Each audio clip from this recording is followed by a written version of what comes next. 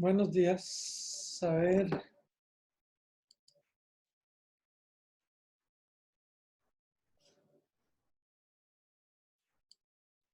muy bien. Entonces, ahora lo que vamos a ver en esta segunda sesión es tratar de ver un modelo un poquito más general, de equilibrio general, para ver cuáles son los determinantes de la tasa libre de riesgo y de la prima de riesgo, ¿verdad? No usando un ejemplito tan sencillo como el que vimos la vez pasada, sino un modelo con distribuciones lo normal. Y entonces, a ver qué nos da, a ver qué nos da. Y entonces ese es el artículo. Entonces ya, de hecho, muchas de las cosas que hemos visto en clase, pues nos van a ayudar a entender eso un poco más fácil. El artículo tiene dos partes, una parte que es la parte en dos periodos y una parte ya en T periodos. Entonces la que vamos a ver con más detalle es la parte de dos periodos. Vamos a ver un resultado de cuando tengamos N, digamos, T periodos largos. Y entonces a ver qué son los resultados que nos da. Y de nuevo, lo que nos interesa, bueno, van a ver cuatro ecuaciones importantes: la tasa libre de riesgo, la prima de riesgo. Vamos a ver una medida del rendimiento de un activo complejo. Y finalmente vamos a ver, y que ese sí nos va a interesar bastante, es una medida de precio-beneficio. Precio-beneficio, que es una medida que se usa mucho en los mercados financieros. ¿Ok? Bien, no sé si tienen preguntas de la clase anterior. Ok, todo está súper claro. Bien. Entonces, lo que vamos a ver en esta clase de hoy son el equilibrio general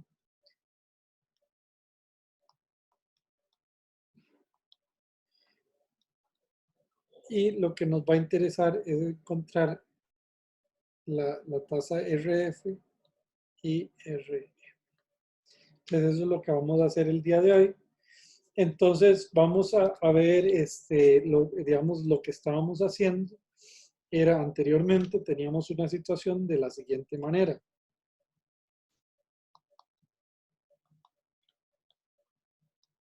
Tenemos una utilidad para cada agente en dos periodos que estaba dada por U, I, C y 0 más E a la menos delta U, C y U. ¿Okay? Entonces teníamos una situación ahí donde la utilidad por periodo C y T estaba definida como C y T a la 1 menos gamma menos 1 sobre 1 menos gamma. Estas eran las utilidades isoelásticas o de potencia. Como estamos en el curso de finanzas, le vamos a poner digamos, el término financiero más apropiado, que es CRRA, aversión al riesgo relativa constante. Bueno, estamos en una situación así. Y habíamos encontrado los precios de equilibrio. Los precios de equilibrio eran de la siguiente manera: PDS era igual a, bueno, PDS a la menos delta por EDS sobre E de 0 a la menos gamma. ¿Okay? Entonces teníamos estos instrumentos, estos precios de los instrumentos puros. Anteriormente, en el ejemplo que teníamos, pues teníamos tres estados de la naturaleza, era muy sencillo, ¿verdad? Ahora pues vamos a tener, de hecho, un continuo de estados de la naturaleza. Entonces, entonces para valorar un instrumento complejo, entonces instrumento complejo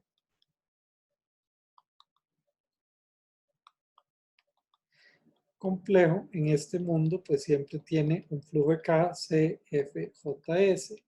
Y para valorar ese instrumento complejo, simple y sencillamente lo que voy a hacer, aquí voy a considerar, como voy a tener un continuo de estados de la naturaleza, simple y sencillamente eso va a ser igual a la integral de todos los estados de la naturaleza, CFJS por PDS. ¿Okay? Entonces, es la misma cosa que vimos con sumatoria, pero ahora estamos usando integrales. ¿Okay? Entonces, para esto, pues tenemos que repasar un poco. Lo que vamos a suponer es una distribución log normal de dotaciones. Entonces, si ustedes se acuerdan, la log normalidad tenía la siguiente situación. E de S sobre E de 0 es log normal. Si a la hora, si sacamos un logaritmo de natural de estas dotaciones y ese logaritmo natural tiene una distribución, bueno, que vamos a llamar, de hecho, vamos a llamarle mu más sigma S, donde S tiene una distribución normal 0, 1. ¿Okay?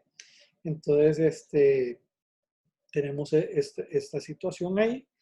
Y otra forma de decirlo, ¿verdad? Es que esto, digamos, si aquí despejamos por el EDS, el EDS va a ser igual a E de 0 exponencial de mu más sigma S. ¿Okay? Entonces, eso también lo podemos escribir ahí. Aquí la pregunta es por qué estamos escogiendo una distribución log normal. Hay dos razones, digamos, la razón quizá más importante para nosotros es que van a ser muy fáciles de manipular, ¿verdad? En este tipo de modelo. Y la otra razón, ¿verdad? Es que tienen propiedades económicas razonables, como que, digamos, no me va a dar siempre números positivos, que uno pensaría que sí, las dotaciones y los consumos siempre que tienen que ser positivos. Entonces eso, pues es otra razón. Pero principalmente sí que lo estamos usando porque desde el punto de vista notacional, pues es más, por orden teórico, es más fácil de trabajar con ellas. ¿Ok? Bien. Entonces vamos a ver algunas características de log normalidad.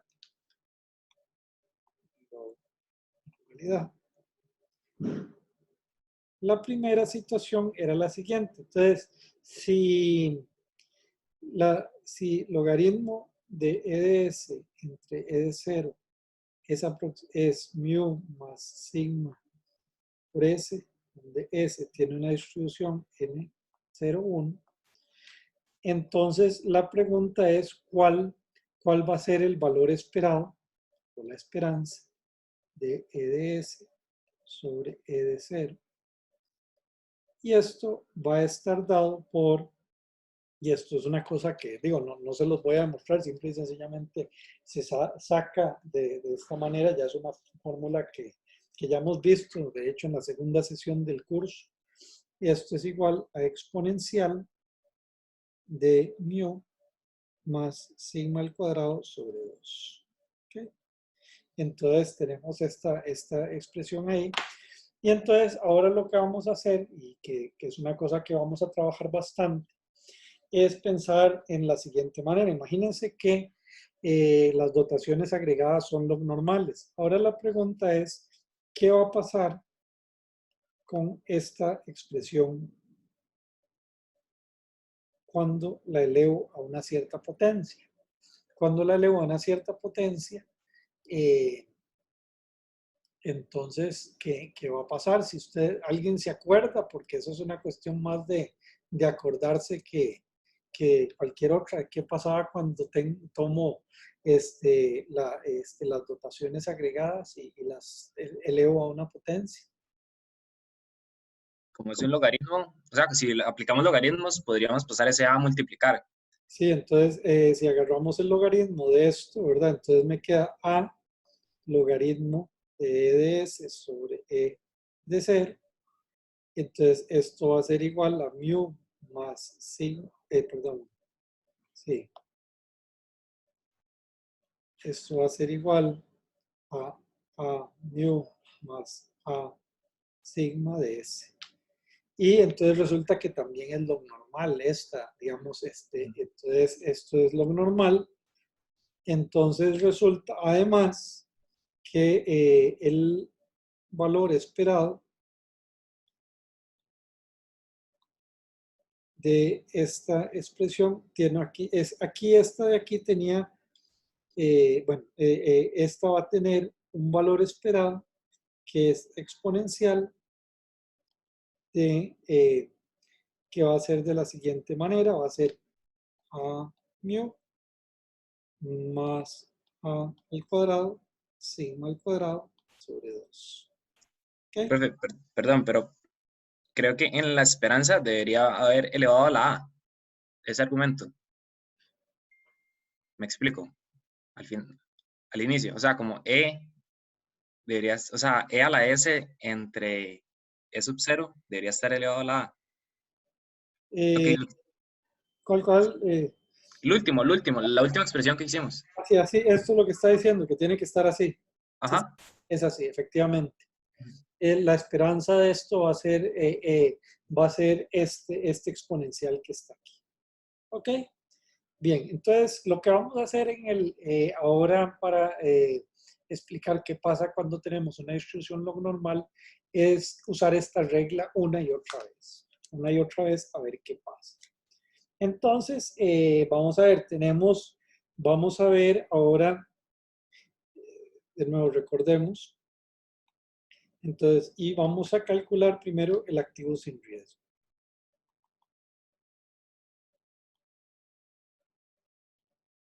Ok, el activo sin riesgo tenía la característica que él va a tener un flujo de caja que es igual a 1. Entonces, para todos los estados de la naturaleza, para todos los estados de la naturaleza. Entonces, lo que tenemos que hacer es ahora calcular el precio del bono libre de riesgo.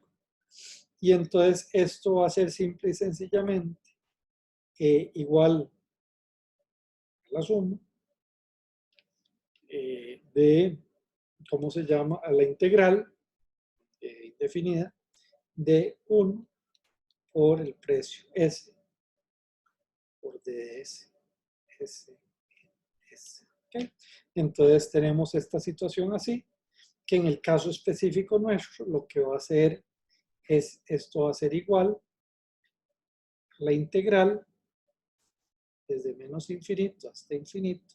Si ustedes se acuerdan, el precio de S era igual a E a la menos delta, pi de S por E de S, E de 0 a la menos gamma. ¿Okay? Entonces, esto significaría que sería E a la menos delta, pi de S, E de S, E de 0 a la menos gamma de S. En esta integral se puede sacar un valor que es este factor de descuento de la integral porque no varía con los estados de la naturaleza. Esto es E a la menos delta por la integral desde menos infinito hasta infinito de E de S sobre E de 0 a la menos gamma pi de S de S. ¿Okay? Entonces nos da esta situación así. Esto tiene una interpretación económica. Esta es simple y sencillamente E a la menos delta por la esperanza de E de S, E de 0 a la menos gamma. ¿Ok? Entonces, aquí entonces vamos a usar el menos gamma, sería el factor que estamos multiplicando. Ya sabemos que si E de S sobre E de 0 es log normal, ese número elevado a la menos gamma también va a ser log normal. Entonces, ¿qué es lo que nos da eso, verdad? Entonces, lo que nos dice es V de F es igual a exponencial. Ok, voy a poner el menos delta, que era este que estaba aquí, de una vez. Ok, menos delta. Y entonces ahora uso la fórmula que había encontrado anteriormente. Y entonces me va a dar menos gamma por mu más gamma al cuadrado, sigma al cuadrado, sobre 2. ¿Okay? Este es usando estas dos últimas partes son las expresiones del valor esperado de esto. ¿Okay? ¿Preguntas? Okay.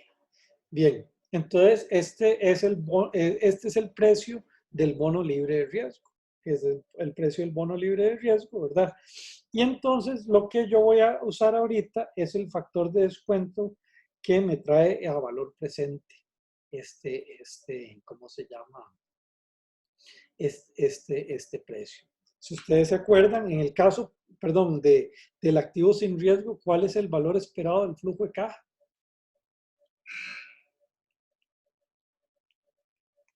En este caso es muy sencillo. ¿Cuánto sería el flujo de caja esperado del bono libre de riesgo?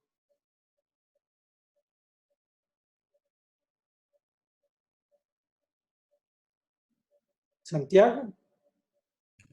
1. Ok, perfecto. Está 1. Y entonces, ahora lo que voy a hacer es la siguiente situación. Entonces, yo lo que quiero es decir, vean, cualquier instrumento, el valor, esto va a ser igual a el flujo de caja traído a valor presente, 1 más RJ. Esto también se puede escribir, estos son los rendimientos, ¿cómo se llama? Sencillos. También se puede escribir de la misma manera como RJ. Este RJ mayúscula, ¿qué significaría? Para ver si se acuerdan, ¿verdad? De los distintos tipos de rendimiento que hemos visto. Es el rendimiento bruto. Es el rendimiento bruto. También, y ahora esto lo vamos a usar mucho para este modelo, también podríamos usar esto, CFJ, por E a la menos RJ. Ok, y RJ, ahí, ¿qué es? También lo habíamos visto, era otro tipo de rendimiento.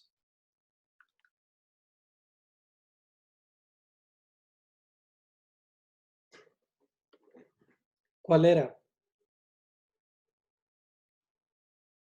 ¿El continuamente compuesto? Era el continuamente compuesto. Entonces, de hecho, vamos a trabajar con el continuamente compuesto. La razón de que vamos a trabajar con el continuamente compuesto es que nos da resultados como más sencillos de interpretar, ¿verdad? Sabiendo que hay que manipularlo y todo, ya tienen que repasar, digamos, esa parte, ¿verdad? Pero nada más para que lo tengamos ahí. Entonces, vamos a ver un momento este instrumento riesgoso, ¿verdad? Entonces, este instrumento riesgoso, libre de riesgo, decimos VDF, dijimos, esto es igual a exponencial de menos delta menos gamma mu más gamma al cuadrado, sigma al cuadrado sobre 2. Esto, usando esta fórmula de aquí, el valor esperado del flujo de caja es igual a 1 por exponencial de menos RF. ¿Okay? Le pongo este techito para que signifique el instrumento libremente compuesto. Esto se puede simplificar un poco, se puede tomar el logaritmo natural de ambos lados. Entonces me da el siguiente resultado. RF es igual a delta más gamma mu menos gamma al cuadrado, sigma al cuadrado sobre 2. ¿Okay? Esta es una expresión muy importante. Digamos, sale en este modelo, vamos a ver después modelos del KPM de consumo que se usan en macroeconomía financiera, también les da un resultado igual. Entonces ya nos está diciendo cuáles son los determinantes de la tasa libre de riesgo. Ok, entonces tal vez para que lo veamos. Entonces, primero que nada, veamos a ver, la impaciencia, ¿cómo afecta a la tasa libre de riesgo? aquí en esta expresión, qué variable es el que me resume la impaciencia de los agentes? Delta. El delta, ok. Entonces, a mayor delta, a mayor impaciencia, más es la tasa libre de riesgo. ¿Por qué?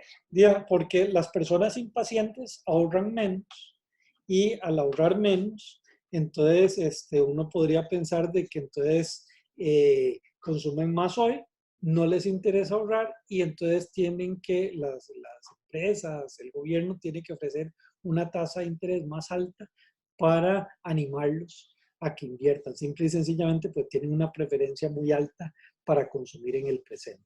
¿Ok? Entonces, ese es el primer elemento que afecta ahí, ¿verdad? Ok, entonces, la otra cosa es que noten un tema. ¿Qué pasaría si los agentes en esta economía fueran neutros al riesgo? ¿Qué pasaría con la tasa libre de riesgo?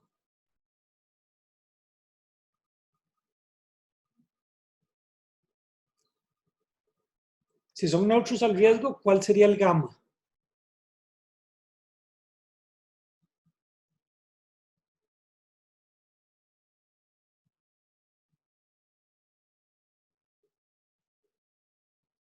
Alonso. 0, ¿no? 0. Ok, entonces, también, entonces el delta se puede pensar como la tasa libre de riesgo si los agentes fueran neutros al riesgo. Nosotros lo vimos en el ejemplo que hicimos, sencillo, ¿verdad? Que ese delta era cercano a un 10%, pero la tasa libre de riesgo era un poquito más baja que eso. ¿Por qué? Porque como los agentes eran aversos al riesgo, ellos querían ahorrar más allá. No es un tema de impaciencia, sino por aversión al riesgo querían ahorrar. ¿Ok? Bien, entonces vamos a ver más características de esta tasa libre de riesgo. ¿Ok? Tasa libre de riesgo. Habíamos dicho que el RF es igual al delta más gamma mu menos gamma al cuadrado, sigma al cuadrado sobre 2. Ok, entonces si el delta sube, dijimos que el RF sube. El primer efecto es más o menos sencillo. Veamos el otro efecto. Imaginémonos que mu aumenta. ¿Qué le va a pasar a la tasa libre de riesgo? Bueno, perdón. Entonces, que el mu aumente, ¿qué significa?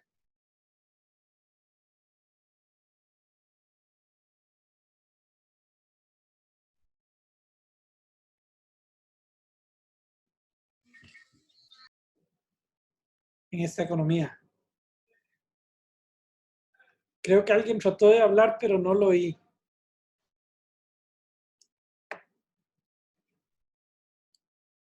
¿Qué pasa en la economía cuando el mu aumenta?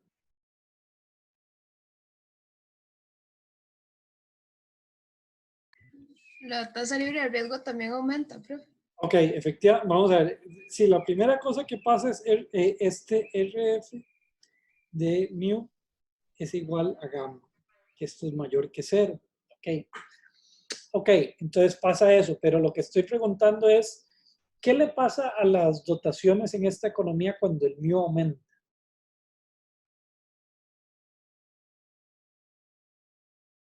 Las dotaciones del segundo periodo aumentan. O sea, Aumenta. son mayores.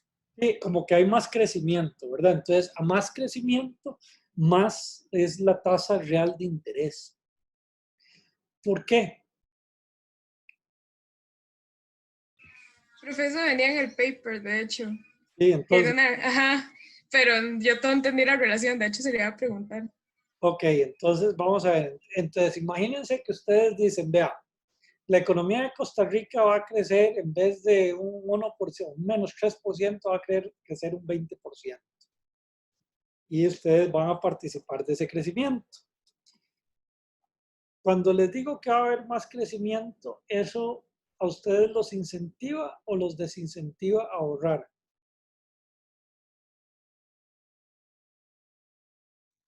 desincentiva ahorrar, entonces pasa igual como en el delta, Ajá. Entonces, que baja el ahorro y entonces aumenta la preferencia por el consumo presente. ok, entonces, como me desincentiva a ahorrar, ¿por qué? Porque yo sé que el futuro es muy bonito y muy color de rosa, ¿verdad? Entonces, no tengo que ahorrar mucho y pasa lo mismo, que entonces el gobierno y las empresas me tienen que ofrecer tasas de intereses más altas para que yo esté dispuesto a ahorrar, ¿verdad? Entonces, eso, digamos, es lo que está pasando aquí con el, digamos, el crecimiento. El crecimiento lo que va a hacer es que yo tenga menos incentivos para ahorrar y eso sube, baja el precio, digamos, vamos a ver, vámonos microeconómicamente. Cuando el mu aumenta, yo quiero ahorrar menos, entonces el PDS disminuye, la suma de PDS también disminuye, y esto se acuerdan que era igual al valor del bono cupón cero. El valor del bono cupón cero baja, y entonces esto significa que el rendimiento del bono cupón cero aumenta. Hay una relación, si se acuerdan ustedes, inversa entre el precio del cupón cero, bono cupón cero y del rendimiento esperado. ¿Ok? Ok, bien. Ahora vamos a ver esta situación. Imagínense que el gamma aumenta. Que el gamma, perdón, que el sigma aumenta. Si vemos aquí esta relación de esta fórmula, esto me da menos gamma al cuadrado sobre sigma. Ah, una cosa que se me olvidó hablar de esto de las dotaciones. Ese efecto es más fuerte conforme, ¿cómo se llama? La versión al riesgo sea más alta. ¿Por qué?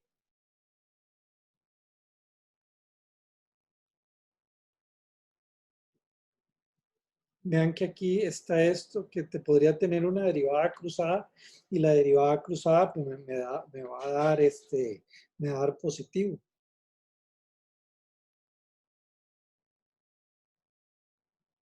¿Por qué pasa eso?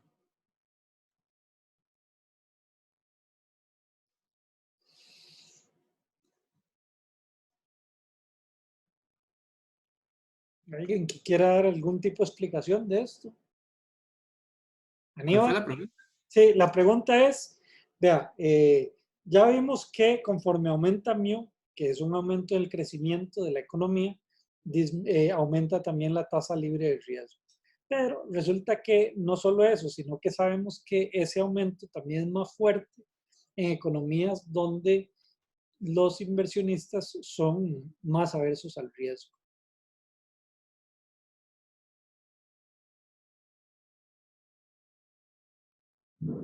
A ver, Aníbal, tal vez que se anime a decirnos algo de esto. Sería por la volatilidad. Por el lado de la utilidad, le oí. No, por la volatilidad que genera Ya, no, no es por la volatilidad, sino por el hecho de que la gente al ser más aversa al riesgo, digamos, la aversión al riesgo es un factor que genera ahorro, más ahorro o menos ahorro. Entonces, este efecto se ve como potenciado para agentes que tienen grandes aversiones al riesgo. Es decir, que se tenía mucha aversión al riesgo, ahorraban mucho. Pero si sube el crecimiento, entonces ese gran ahorro ya no lo hacen tanto. Y entonces eso hace que los precios de los bonos cupón cero se muevan mucho más fuerte y por lo tanto las tasas libres de riesgo se muevan también. Bueno, ese es el... Okay.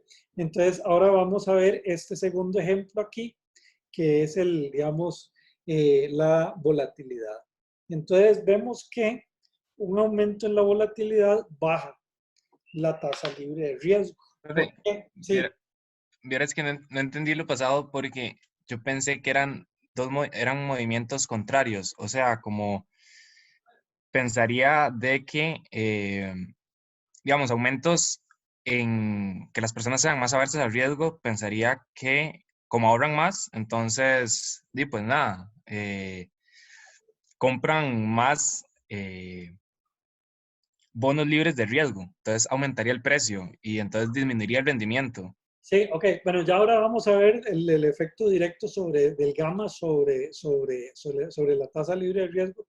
Sí, eso es complicado porque lo que estamos diciendo aquí no es el efecto directo de la aversión al riesgo, sino es como un efecto, digamos, marginal. Es decir, si yo, digamos, aquí lo que estoy diciendo es esto, digo, vea, a un aumento en el crecimiento de la economía, hay un aumento en la tasa libre de riesgo. Entonces, lo que estoy diciendo aquí, en el segundo paso, es complicado, pero es decir esto. ¿Cuál es este efecto marginal? Así. Y esto es igual a 1, que es mayor que 0. Entonces, la pregunta aquí es esta derivada parcial cruzada, ¿cómo se interpreta? ¿Cómo se interpreta? Y entonces lo que estoy diciendo es que este efecto positivo es cada vez más positivo conforme los agentes se vuelven más aversos al riesgo. Entonces, la pregunta es ¿por qué es eso? ¿Quién fue el que me hizo la pregunta ahí? Yo, Felipe. Felipe, ok, Felipe. Entonces, vamos a ver, la forma de pensarlo es la siguiente. Efectivamente, cuando la gente es más aversa al riesgo, ahorra más. ¿Ok? Ahorra más. Sí, ahorra más en general. Y entonces eso va a tener obviamente un efecto sobre las tasas de interés en equilibrio y todo. Pero también hay otro efecto que es el crecimiento de la economía. Es decir, que si la economía crece mucho, yo quiero ahorrar menos. ¿Ok?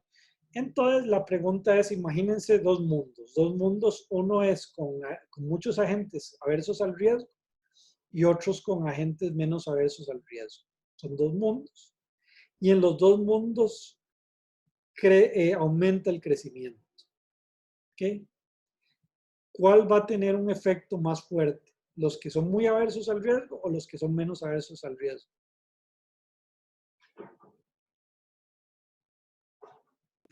Es que supongo que ahí es donde está fallando mi intuición, porque yo pensaría que Vamos a son... ver, ¿no? Es Pero, que yo creo, o sea, yo creo que ahí, o sea, tal vez cuando uno piensa en aversidad, uno piensa como en solamente esa relación positiva entre mío y, digamos, el ahorro, pero que sean aversos implica que son como muy susceptibles a cambios tanto positivos como negativos. sí, Entonces, eso entonces es. ahí, por eso es que tal vez es como contraintuitivo, pero ya sea positivo o negativo, los cambios son muy, o sea, Ok. el cambio marginal es muy grande. Eso, yo creo, efectivamente, es exactamente lo que está diciendo Alonso, que hay un efecto primero directo, obviamente, del gamma sobre el RF, pero la otra cosa en general, cuando la gente es muy aversa del riesgo, es que ella va a ser muy susceptible a cambios en el mu o en el gamma o en el sigma. Y entonces, digamos, va a haber como que los efectos son más fuertes cuando la gente es más aversa al riesgo. ¿Ok? No sé si eso queda. Sí, Sí, listo. ok. Gracias. Sí, Alonso, eso es una buena explicación. Ok, entonces, ahora la otra cosa que vamos a hacer es el sigma. ¿Qué pasa cuando aumenta el sigma? Vimos DRF de sigma. Esto iba a ser igual a menos gamma al cuadrado sigma. Y también podemos sacar esto y esto es negativo. También la derivada cruzada de sigma de gamma es igual a menos gamma, que es menor o igual a 0. ¿Ok? Entonces, menos 2 gamma, perdón. 2 gamma. ¿Ok? Entonces, tratemos de entender esta primera parte. O mejor, vámonos al puro principio. Si sigma aumenta, ¿qué es lo que me está diciendo acerca de las dotaciones futuras?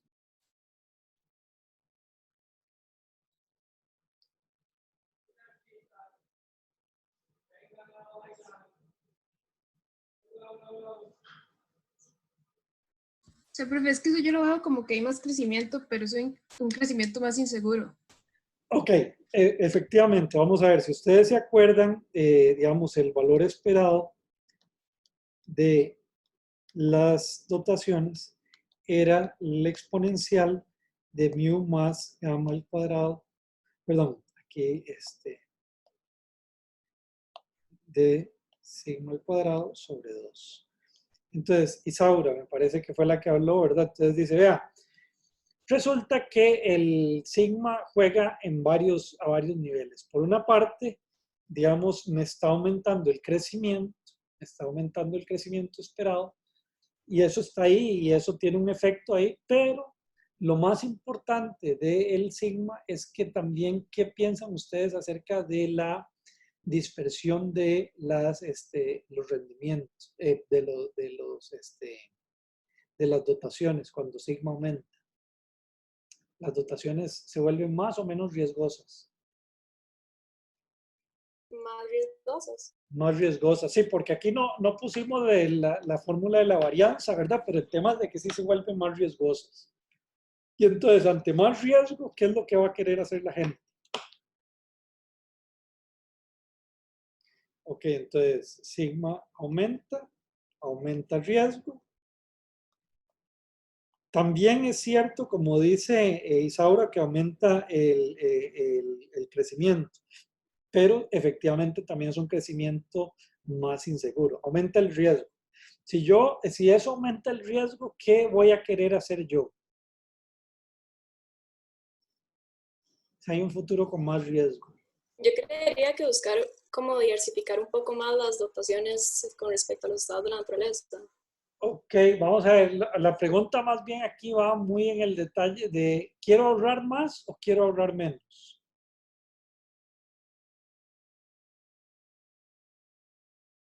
Quiero ahorrar más. Ok, entonces aumenta el ahorro aumenta.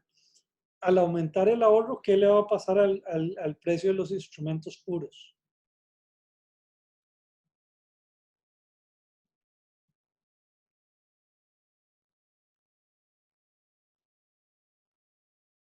Aumentaría. Ok, esto aumenta. Entonces la suma de los instrumentos puros aumenta. Esto significa que al bono cupón cero, ¿qué le va a pasar?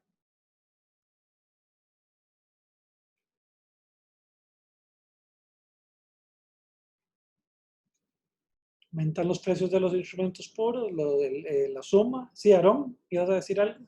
Entonces bajar el rendimiento del bono cupón cero. Ok, sí, pero ahí nos saltamos ¿qué le pasa al bono cupón cero, Aarón? Dijiste lo que es correcto lo que dijiste, pero ¿qué le pasaría al bono cupón cero? De que más personas empiezan como a buscarlo, después sube el precio del bono cupón cero. Ok, sube el precio del bono cupón cero y lo que dijiste es correcto, es decir, existe una relación inversa entre el precio y el rendimiento, entonces significa que la tasa libre de riesgo disminuye. ¿Ok? Entonces ese es el elemento ahí, ¿verdad? Y entonces, ¿ok? Bien, entonces ese es digamos, el primer, ya llevamos 3 factores. El primer factor es la impaciencia. El segundo factor es el crecimiento, llamémoslo en términos de lo que Isaura dijo, y está bien la intuición, es un crecimiento, pero el crecimiento seguro. ¿Ok? El tercer elemento aquí es el signo, que es lo que me está aumentando es el riesgo. Y enfoquémoslo al riesgo. Cierto que sí afecta también el crecimiento, pero es un crecimiento inseguro. Ok. Hay un cuarto factor y que es el gamma. Entonces vamos a ver DRF de gamma. En este caso es mu menos gamma sigma al cuadrado. Si vemos esto, teóricamente tiene un signo incierto. Es decir, puede ser positivo o negativo. Ok. Sin embargo, y esto es digamos, empíricamente lo que se encuentra, es que esto es menor o igual a 0 si el gamma es mayor que mu sobre sigma al cuadrado, que por lo general lo es. ¿Ok? Entonces, tratemos de entender esto, ¿verdad? ¿Qué pasa conforme yo me vuelvo más averso al riesgo? Ahorro más. Ahorro más. Entonces, gamma aumenta, ahorro más. digamos, excepto en este caso, y este caso es un caso muy, digamos, que no sería cierto en un caso específico, ahorro más. Esto hace que el precio de los instrumentos puros suba, la suma de los instrumentos, precio de los instrumentos puros suben, V de F sube, R de F baja. ¿Ok? Por cierto, digamos ahí también uno pensando un poco como economista, los economistas pensarían que en esta ecuación que está aquí, ¿cuáles son los parámetros que cambian más y cuáles son los parámetros que cambian menos, según ustedes?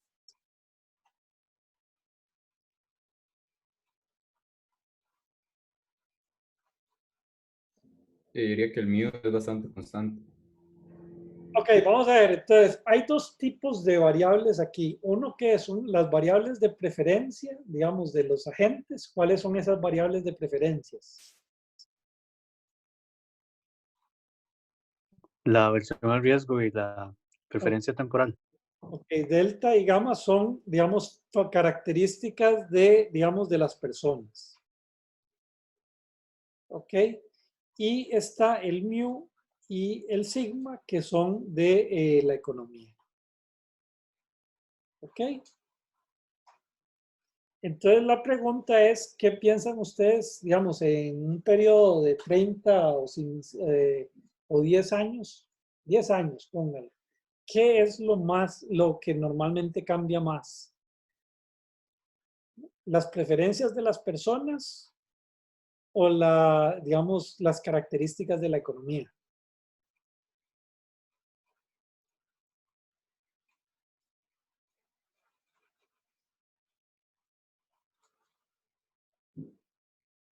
Yo diría que relativamente más las características de las personas. Que, perdón, que no te oí, Aaron, bien. ¿Podrías repetirlo? Digamos que relativamente para mí cambia más las características de las personas, porque uno cuando es joven como que tiende como a ser más impaciente o no ora tanto y ya después como con el pasar de los años como que ya agranda más conciencia. Ok, eso es un punto de vista, efectivamente, eso es cierto, ¿verdad? Que una persona joven cambia relativo a personas mayores. Lo que sí es de que tal vez, digamos, tal vez un economista diría, bueno, ya, sí, eso es correcto, hay como un ciclo natural, pero digamos, yo tengo como digamos, en la edad de economía, tengo una mezcla de preferencias, de impaciencias y aversiones al riesgo, y ese mix en realidad no cambia tanto, porque siempre va a haber un mix de personas jóvenes y viejas. Puede ir cambiando con temas demográficos, claramente también, ¿verdad? Pero que ese no cambia tanto como el mío y el signo. Pero lo que les quiero decir con eso es que en general vamos a pensar que el delta y el gamma van a ser más o menos fijos para la economía. Puede ser que no lo sean para una persona en específico, pero para la economía, porque es como una mezcla del agente representativo.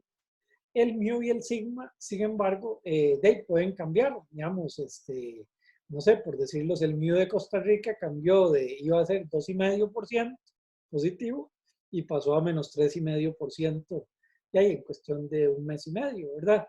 Y para otros países eso es aún más fuerte, ni qué decir de la volatilidad. ¿Ok? Entonces, con esto, digamos, piensen en las tasas, esas son los determinantes del RF. Este RF, por cierto, sería una tasa libre de riesgo nominal o real.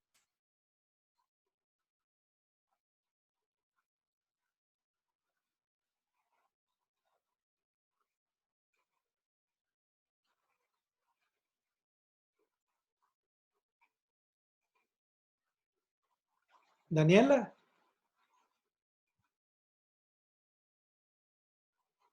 Sería real. Reales, efectivamente reales. Entonces, aquí lo que me hace falta, digamos, para tener ya ver las tasas libres de riesgo, es añadirle la inflación esperada. Obviamente, si la inflación esperada aumenta, pues aumenta el RF. Y aquí también estamos suponiendo que de veras es un instrumento libre de riesgo, es decir, que no hay una probabilidad de impago. Entonces, lo que quería enseñarles ahora es un gráfico con varios países para ver si este modelo tiene sentido o no tiene sentido. ¿Okay? Entonces, vamos a verlo. Les voy a enseñar esto. Ok.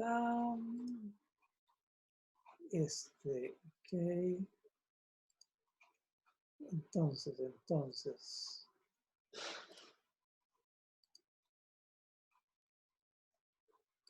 Ok. Entonces. Ok, vamos a estudiar varios países y les voy a enseñar por qué esos países son los que escogimos, ¿verdad? Y entonces vamos a ver.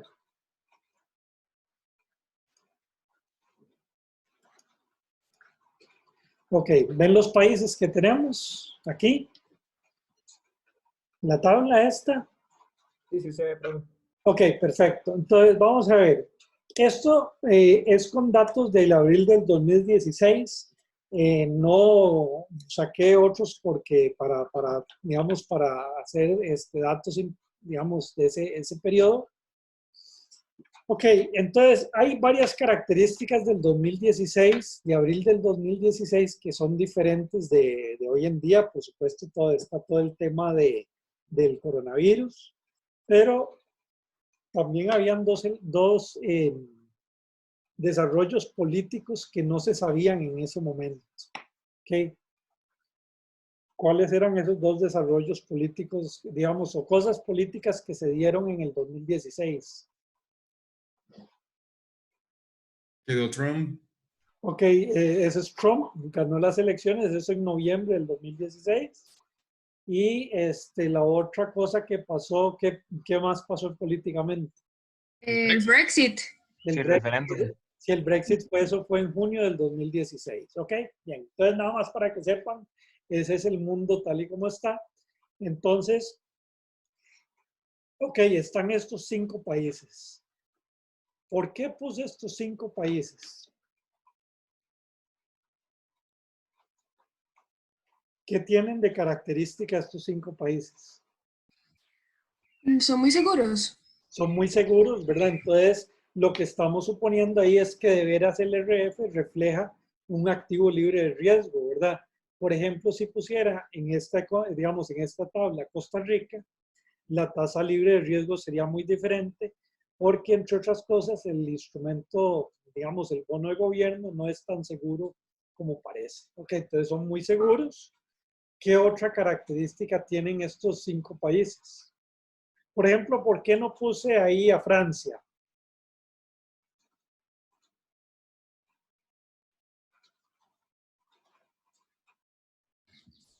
Yo diría que porque Alemania es el representante del euro en ese Ok, conjunto.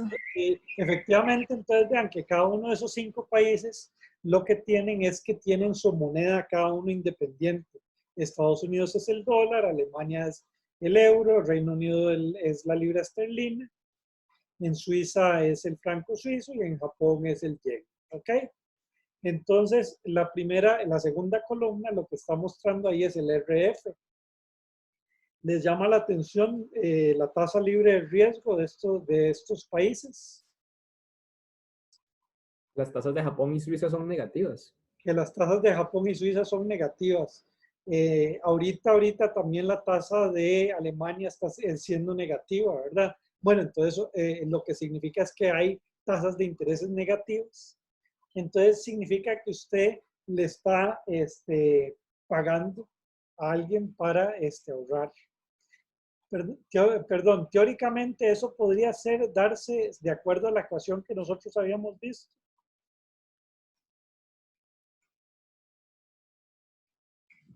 Sí podría darse. Sí podría darse, ¿verdad? El delta ciertamente que siempre es positivo, pero podría ser que el gamma sea muy alto o que el sigma sea muy alto y entonces eso me daría un número negativo. Pero ya lo vamos a ver en cierto detalle. La cosa que es importante de estas tasas de interés es que son tasas nominales. Entonces, una de las cosas que necesito hacer es quitarle la inflación esperada. Esa inflación esperada, en caso de estos 5 países, además hay muchos analistas y entonces tienen distintas inflaciones. ¿Les llama la atención alguna de estas inflaciones de aquí?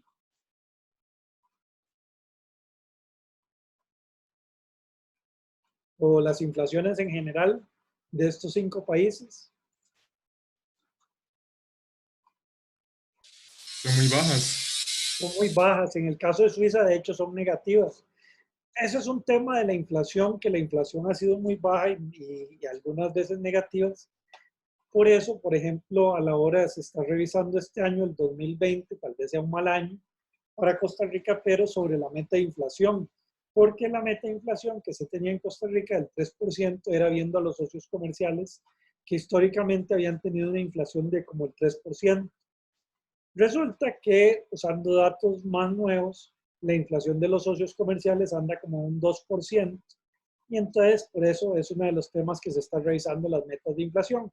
Bueno, pero eso ahorita ya una vez que aquí en la tercera columna estoy poniendo los rendimientos reales, que ya es más parecido a la fórmula que hemos visto. ¿Les llama la atención algunos de estos rendimientos reales?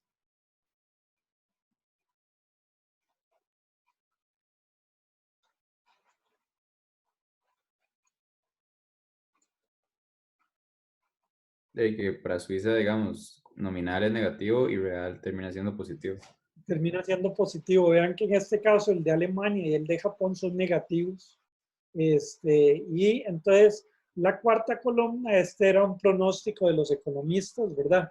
De los crecimientos de los distintos países. Entonces, a ver, ¿qué es lo que nos decía la teoría acerca de la relación entre crecimiento y tasa real de interés? Una relación positiva. Ok, vean el gráfico de abajo, nada más estoy ploteando en el eje X el crecimiento esperado y en el eje Y la tasa real. ¿Suena o no suena que eso se cumple? Sí, sí suena. Sí, parece suena. Ok, entonces la última columna, lo que esa columna calcula es la volatilidad futura de los mercados. Entonces eso es un dato que se saca financieramente, ¿verdad? Ya lo vimos cuando vimos Amazon y todo al puro principio de la clase, pero bueno, el hecho es de que eso se puede sacar de los mercados financieros. Y entonces, ¿cuál es el país donde hay más incertidumbre?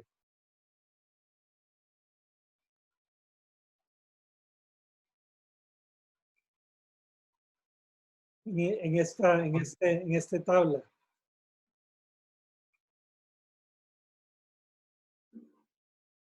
¿Dónde hay más incertidumbre? Japón, ¿no? Japón, ¿verdad? Seguido por Alemania y ya después los otros. ¿Qué es lo que nos dice la teoría acerca de la relación que hay entre riesgo y la tasa libre de riesgo? O entre incertidumbre y la tasa libre de riesgo. Es una relación que negativa. Negativa, ok. Entonces vamos a ver si esto se da. Entonces aquí estoy ploteando en el eje X la volatilidad y en el eje Y la tasa libre de riesgo. ¿Qué les parece? Que efectivamente es negativa. Ok.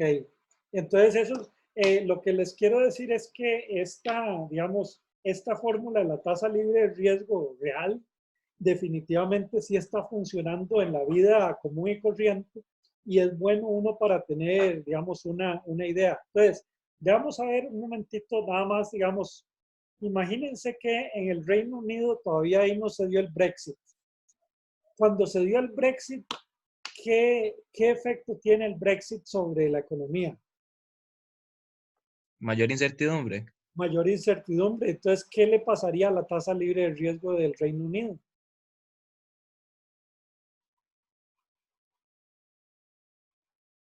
Y aumenta.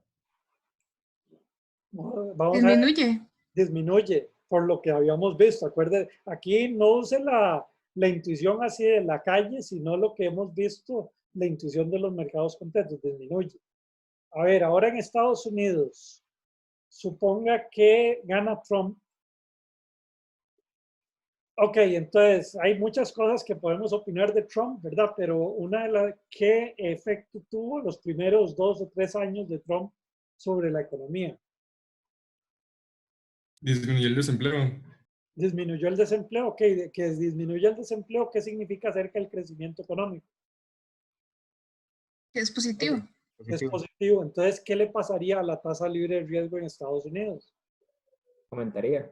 Aumentaría y aumentó, digamos, de un 80, llegó como a 2,5%. Y ahora con el coronavirus, ¿qué pasó? Aquí es a todas las economías. A mayor incertidumbre disminuye la tasa libre de riesgo. Entonces, hay dos efectos. Hay mucho mayor incertidumbre, disminuye la tasa libre de riesgo. Y el crecimiento. También cae. También cae, sí. Y también debería caer la tasa libre de riesgo, ¿verdad?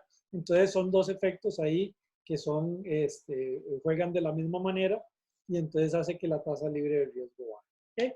Entonces, lo que quiero decirles con eso es que esa ecuación del instrumento libre de riesgo es muy útil para uno entender qué es lo que está pasando. ¿Ok? ¿Estamos? Estamos. Bueno, entonces vamos a seguir ahora con el instrumento de mercado. ¿Ok? Entonces vamos a tener el instrumento de mercado.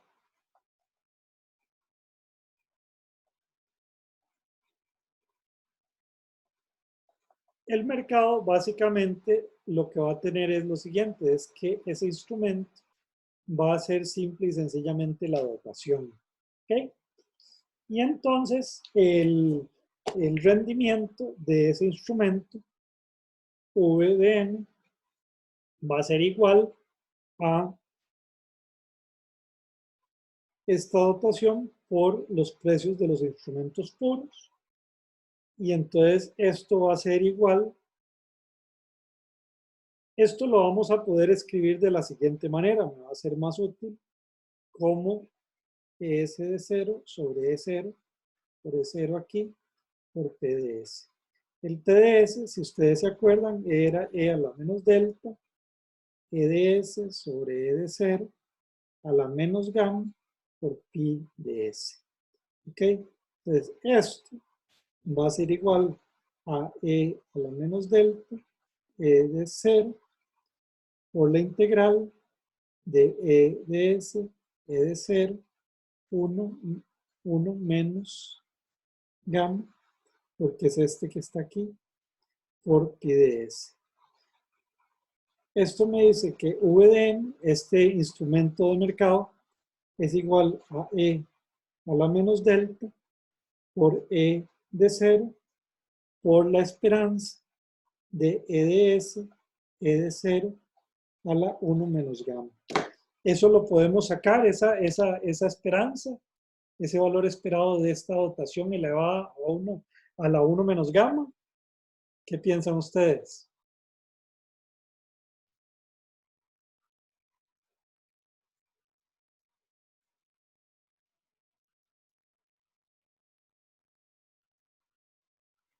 Ok, resulta que sí, ¿verdad?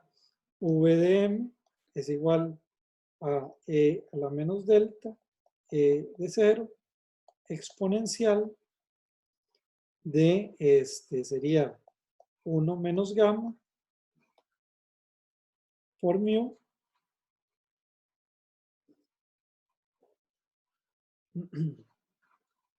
más sigma al cuadrado, 1 menos gamma al cuadrado sobre 2.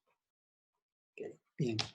Entonces esta situación, ¿se acuerdan ustedes que lo que yo quiero sacar es que este VDM también es igual a el flujo de caja esperado traído a valor presente por RDM, el flujo de caja esperado del mercado es simple y sencillamente el flujo esperado de EDS, que esto también lo puedo expresar como E de 0, el valor del flujo de caja esperado de EDS sobre E de 0. Esto es igual a E de 0 por exponencial de mu más sigma al cuadrado de 2. ¿Ok?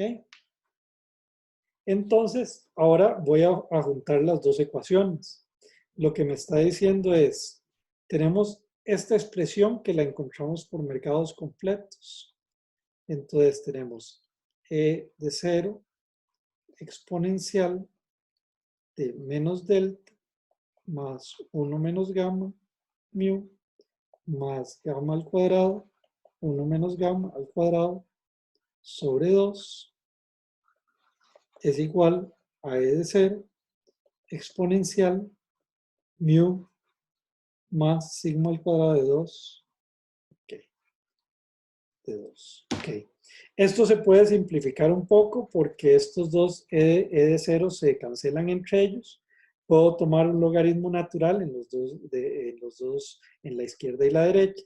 Entonces me queda menos delta más 1 menos gamma. Y esto hay que traerlo a valor presente a la E a la menos R. Mu más sigma al cuadrado, 1 menos gamma al cuadrado sobre 2 es igual a menos Rm más mu más sigma al cuadrado sobre 2. Ok, entonces aquí lo que voy a tener que despejar es el Rm. Y el Rm que despejo me queda de esta manera. Vamos a despejarlo. Me voy a saltar algunos pasos que tienen que ver con este que está aquí, pero ustedes lo pueden verificar en su casa. Y entonces me queda esto. Delta más gamma mu menos gamma al cuadrado, sigma al cuadrado sobre 2 más gamma sigma. Ok, ¿eso les suena a algo que hemos visto antes? Antitos. Los primeros 3 términos de esta fórmula, ¿a qué le suenan? La tasa libre de riesgo. Es la tasa libre de riesgo. Entonces, esto lo que me dice es RM es igual a RF más gamma, perdón, sí, está aquí al cuadrado, gamma, sigma al cuadrado. Entonces, la prima de riesgo es muy sencilla, es RM, está definido como RM menos RF, es igual a gamma, sigma al cuadrado. Entonces, lo que me está diciendo es que, vea, la prima de riesgo está definida por 2 elementos importantes. Primero que nada está el sigma, que es el riesgo, por decirlo así, objetivo. Si aumenta el riesgo objetivo, yo aumento la prima de riesgo. Y el otro elemento es un elemento más subjetivo, que es la aversión al riesgo. Si aumenta la aversión al riesgo, también aumenta la prima de riesgo. Pregunta, entonces esta es una pregunta muy sencilla de ahorita con la pandemia. Con la pandemia, ¿ustedes qué piensan que subió?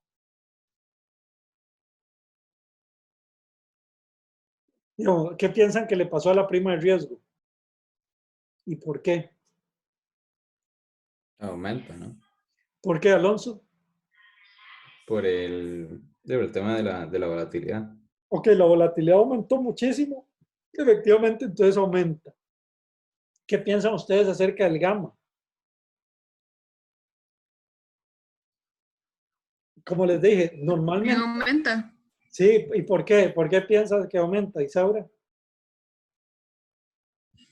Porque la gente se vuelve más adversa al riesgo por las condiciones de incertidumbre. Entonces Sí, prefieren... sí, entonces vamos a ver, hay dos efectos. Uno es que la incertidumbre aumentó. Creo que no solo es que aumentó la incertidumbre, sino que la misma naturaleza de la incertidumbre cambió. Es decir, que antes uno pensaba que lo único que podía venir era una crisis financiera o lo que sea, ¿verdad? Ahora dice, no, vea, resulta que hay mucho más riesgos en la vida que eso, ¿verdad? Ya tenemos que ver hasta cuestiones de historia económica para ver, hay pandemias y todo eso, pestes. Y entonces dice, ahí sí, yo ese gamma, la verdad es que era muy confiado, ¿verdad?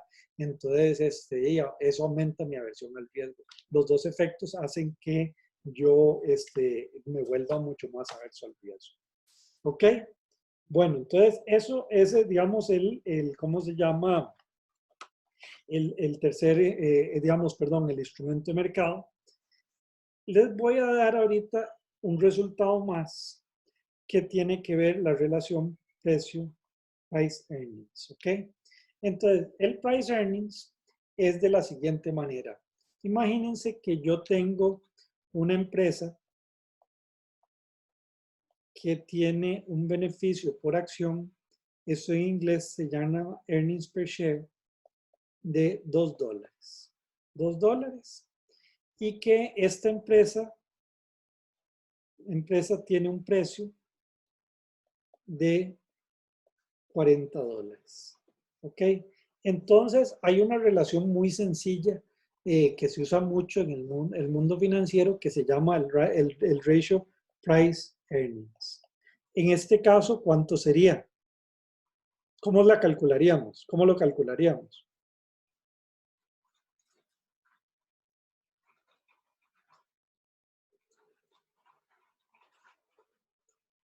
¿40 entre 2? Ok, entonces lo vamos a calcular como 40 entre 2 y me da una razón de price earnings de 20. Ok, entonces bien, esa digamos, por ejemplo, esa es Amazon. Y imaginémonos, no sé, para ponerles otra, Microsoft, MSFT. Y supongamos que Microsoft tenga una razón de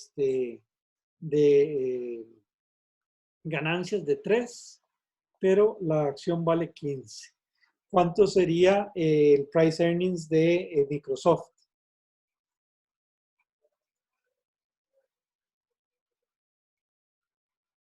Piensa entre 3.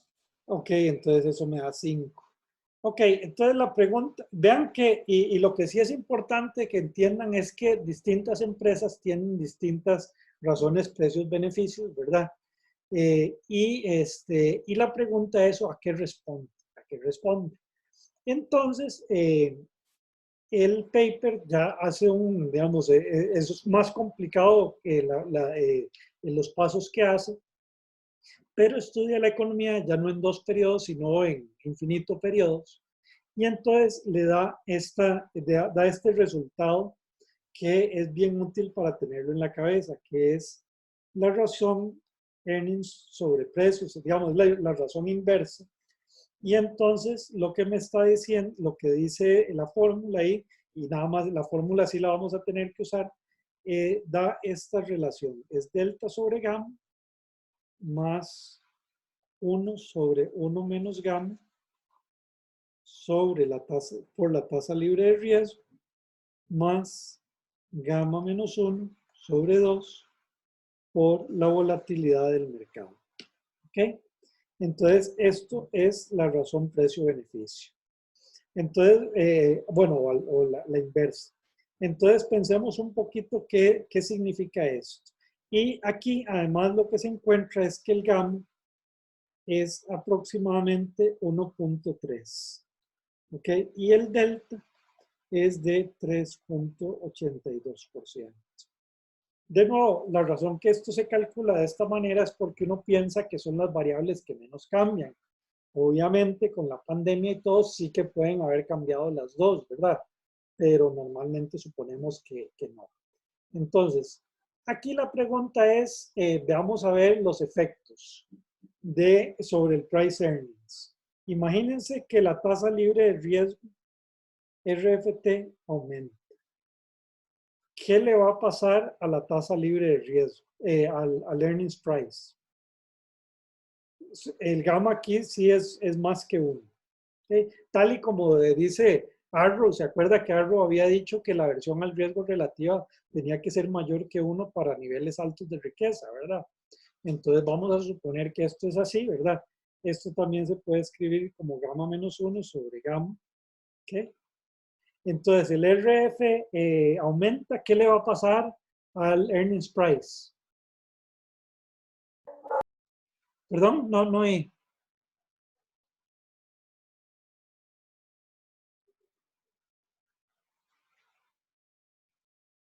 ¿Alguien que se anime a decirlo? Entonces el earnings price aumenta y entonces el price earnings, ¿qué le va a pasar? Disminuye. ¿Ok? Entonces está un factor ahí. Ahora pensemos un momento que la volatilidad aumenta. Si la volatilidad aumenta, ¿qué le va a pasar al earnings price? Aumenta. Ok, el earnings price aumenta y el price earnings disminuye. Ok, entonces ahí lo que me está diciendo son dos factores para poder yo entender el mercado accionario, ver ese número. La tarea que ustedes tienen es que tienen que usar esa fórmula para decidir si el mercado al principio de este mes estaba sobrevaluado o subvaluado. ¿Ok? Ya suponiendo que el gamma y el delta están bien estimados. ¿Ok? ¿Preguntas?